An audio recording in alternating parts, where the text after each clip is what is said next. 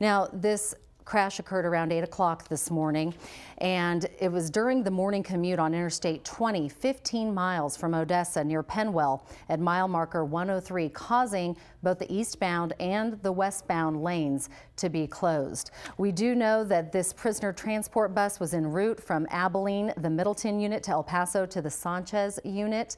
And CBS 7 Sarah Strackhouse has been on the scene of this horrific crash all morning long. Sarah, what do you know at this time? What does the scene look like?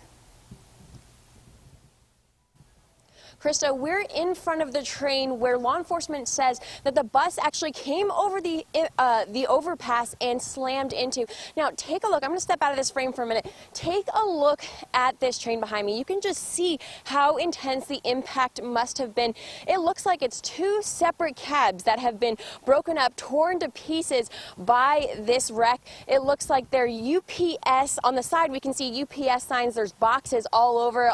Everything, has been unwrapped, falling out. You can just see how hard this must have hit.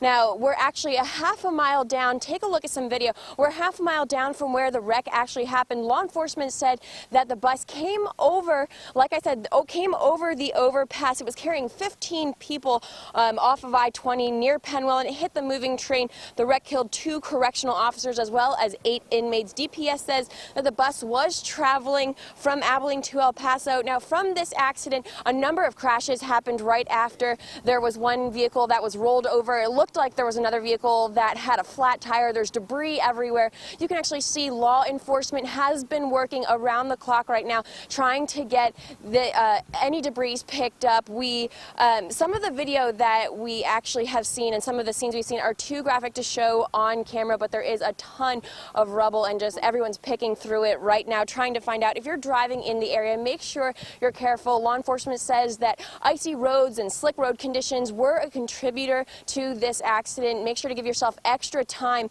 if you're traveling in this area off of 104, off of I-20. There's a lot of traffic heading up to this area. Make sure that you're driving cautious. Give yourself, like I said, give yourself a lot of extra time. We're now live in Penwell. Sarah Strackhouse, CBS 7 News. 7 Sarah Strackhouse has been on the scene of this horrific crash since early this morning. She joined us now live. Sarah, what do we know and what does the scene look like at this point? Jay, right now crews are in cleanup mode. They are very active behind me, as you can see. If you take a look over my shoulder here, you can actually see they just pulled the bus out from the train tracks. Law enforcement said around 7:30 this morning, a Texas Department of Criminal Justice bus was traveling from Abilene to El Paso with 15 people when the driver hit a patch of ice and went over the guardrail, dropped down through the median, and hit the top of a moving train. 2 officers and 8 inmates died, and 5 others were transferred to the Medical Center Hospital. If you take a look, you can actually see UPS trucks here to pick up the packages. The UPS train, the cabs of the train were actually hit, and there's a number of cabs, packages around, a lot of debris there. We spoke to DPS spokesperson Elena Viramontes about the crash, and she says that they have not seen anything like this in a very long time. Right now, law enforcement is still picking through the rubble. I-20 is back open, but they say that traffic is moving very slowly. If you have to travel in this area, give yourself extra time, be extra cautious. Make sure to stay with CBS 7 and CBS7.com. We will continue to bring you updates, bring you live hits, keep you informed about everything you need to know. For now, live in Penwell, Sarah Strackhouse, CBS 7 News. Macy, we've been here, like you said, since this morning, since 9 a.m. It is still a very active scene. Actually, you can see over my shoulder, Red Cross has come here. You can see they actually just pulled the bus out about a half an hour ago. Law enforcement said around 7:30 this morning, a Texas Department of Criminal Justice bus was traveling from Abilene to El Paso with 15 people when the driver hit a patch of ice, went over the guardrail, and dropped down through the median and hit the top of a moving train. Now, 2 officers and 8 inmates have died. 5 others were transported to the Medical Center Hospital. A number of law enforcement agencies are here working together, picking through all of the rubble. You can see them working. It's really a mess out here.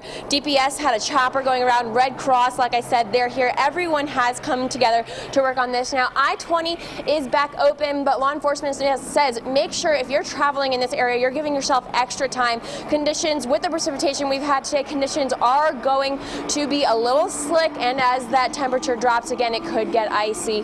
For now, live in Penwell, Sarah Strackhouse, CBS 7 News. Macy, back to you. Jay Tatum, we've been out here since 9 a.m. It has been continuous activity with law enforcement working to help pick through the debris and rubble. Now, actually behind me, this is where the scene happened. And if you take a look over off to the left, you see the bus was pulled off and is now at a service road. They've been working for about an hour to get it out there.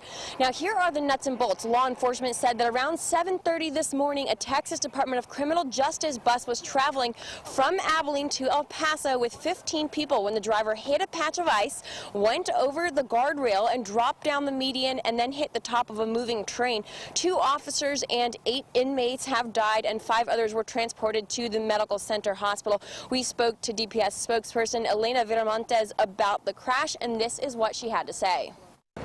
We have a lot of agencies right now out here working collaboration. We have the UMP, we have TDCJ, as well as us, and our locals trying to help out and decipher what happened, pick up all the debris. As you guys can tell, that there's a lot of debris. There's a lot of things that we need to sort out through, make sure that everything is where it's supposed to be at, and if we miss something.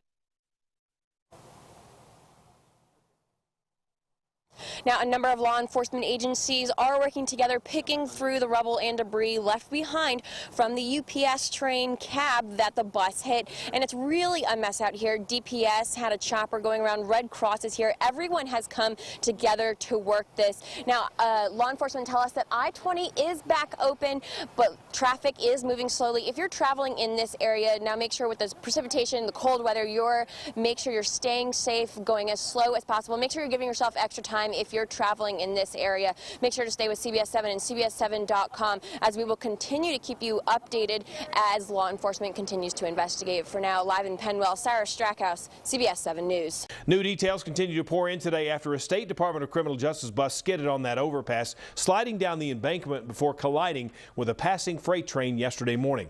CBS 7's Sarah Strackhouse joins us now. She is live in Penwell. Sarah, we saw a press conference with the National Transportation Safety Board earlier today. Can you tell us what they're doing with this investigation? Jay, the Department of Public Safety says that it was icy road conditions that caused this crash, but the National Transportation Safety Board says that they are looking deeper into exactly what caused this fatal wreck. Though trains are back on the move, the investigation is far from over.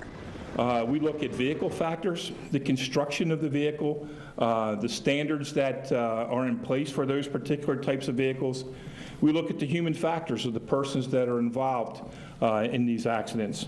Many different agencies have been working together to find out exactly how a prison bus with 15 people left 2 correction officers and 8 inmates dead and 5 others in the hospital. The environment, the vehicle, and the persons involved. And each one of those 3 exist in 3 different types of conditions: pre-crash, crash, and post-crash. The Department of Public Safety says 3 wrecks before and 2 just minutes after the fatal bus crash were all due to icy road conditions. Though according to TxDOT, they did pre-treat the overpass at 4 in the morning yesterday, 3.5 hours before the crash. I have very little to offer about information about this particular crash. The reason being is that our team of 8 investigators arrived late last night. We had 1 come in this morning. Jay, now in this press conference, CBS 7 did ask if speed could have been a factor and if there's any thought about seatbelts in the future. They say at this time they did not have an answer. Make sure to stay with CBS 7 and CBS7.com. We'll continue to keep you updated on this tragic story. For now, live in Penwell, Sarah Strackhouse, CBS 7 News.